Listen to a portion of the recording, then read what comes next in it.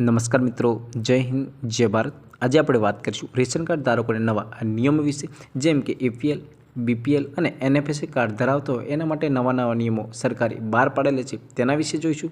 સૌપ્રથમ આપણે જોઈશું ભારત સરકારે રાશન કાર્ડ અને ગેસ સિલિન્ડર સંબંધિત નિયમોમાં મોટા ફેરફાર કરવાની જાહેરાત કરી દીધી છે, જેમ કે 1 માર્ચ 2025 થી લઈને આ અમલ આવશે, બરાબર છે। આ નવા નિયમો હેતુ રાશન અને ગેસ વિતરણ વ્યવસ્થાને વધુ પારદર્શક બનાવવામાં આવશે। ગરીબ અને મધ્યમ વર્ગના પરિવારોને ધ્યાનમાં રાખીને આ ફેરફારો કરવામાં આવેલા છે, બરાબર છે। આ નિયમો હેઠળ રેશન કાર્ડ ધારકોને મફત રાશન તેમજ નાણાકીય સહાય પણ મળવાપાત્ર રહેશે અને ગેસ સિલિન્ડરની બુકિંગ અને ડિલિવરી પ્રક્રિયાનો સુધારો થશે। મતલબ કે હાલમાં તમે ગેસ ડિલિવરી વગેરે બુકિંગ કરતા હોય તેમાં પણ સુધારો કરવામાં આવશે। ત્યાર પછી આપણે જોઈશું કે તમારે હરેક રેશન કાર્ડનું કેવાયસી ફરજિયાત થઈ ગયેલું છે।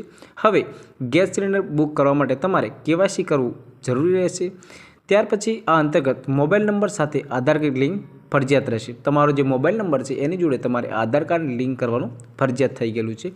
ત્યાર પછી ઓટીપી ચકાસણી વિશે વાત કરીએ આપણે, તો ગેસ સિલિન્ડરની ડિલિવરી સમયે ઓટીપી મતલબ કે તમારે ઓટીપી વેરિફિકેશન કરવાનું રહેશે। આનાથી છેતરપિંડીની શક્યતા ઘટી જશે। ત્યાર પછી વાત કરીએ આપણે કે સબસિડીનો ફેરફાર। ગેસ સબસિડી હવે લાભાર્થીના બેંક ખાતામાં સીધા ટ્રાન્સફર કરી દેવામાં આવશે, જેનાથી કે નકલી લાભાર્થીઓ હોય એ તે અટકશે, બરાબર છે। ત્યાર પછી આપણે વાત કરીશું કે સરકારે હાલમાં 2 સિલિન્ડરની મર્યાદા કરી દીધી છે। હવે 1 મહિનામાં માત્ર 2 સિલિન્ડર બુક કરાવી શકાશે। બ્લેક માર્કેટિંગ રોકવા માટે આ પગલું લેવામાં આવેલું છે, બરાબર છે। સ્માર્ટ ગેસ સિલિન્ડર વિશે વાત કરીએ આપણે, તો ગેસ સિલિન્ડરમાં સ્માર્ટ ચિપ્સ લગાવવામાં આવશે કે જે વપરાશ અને વિતરણની માહિતી પણ આપશે। મતલબ કે હવે તમે ગેસ વગેરે લેશો સિલિન્ડર, તેમાં ચિપ્સ પણ લગાવવામાં આવશે, બરાબર છે। ત્યાર પછી આપણે જોઈશું કે રેશન કાર્ડને લગતા નવા નિયમો વિશે। ડિજિટલ રેશન કાર્ડ વિશે વાત કરીએ આપણે, તો હવે ફિઝિકલ કાર્ડને બદલે ડિજિટલ રેશન કાર્ડનો ઉપયોગ કરવામાં આવશે, બરાબર છે। One nation one ration card આ યોજના હેઠળ તમે દેશના કોઈપણ ભાગમાં રાશન લઈ શકો છો।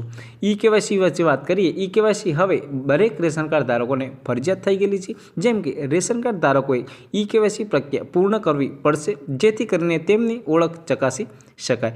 મફત રાશન અને નાણાકીય સહાય વિશે આપણે વાત કરીએ, તો દર મહિને ગરીબ પરિવારોને મફત રાશન અને 1000 રૂપિયા આર્થિક સહાય આપવામાં આવશે। મતલબ કે જે આર્થિક સહાય પણ આપવામાં આવશે 1000 રૂપિયા, અને જો અનાજ મફત મળે છે તે મળવાપાત્ર રહેશે। ત્યાર પછી વાત કરીએ આપણે બાયોમેટ્રિક ચકાસણી વિશે।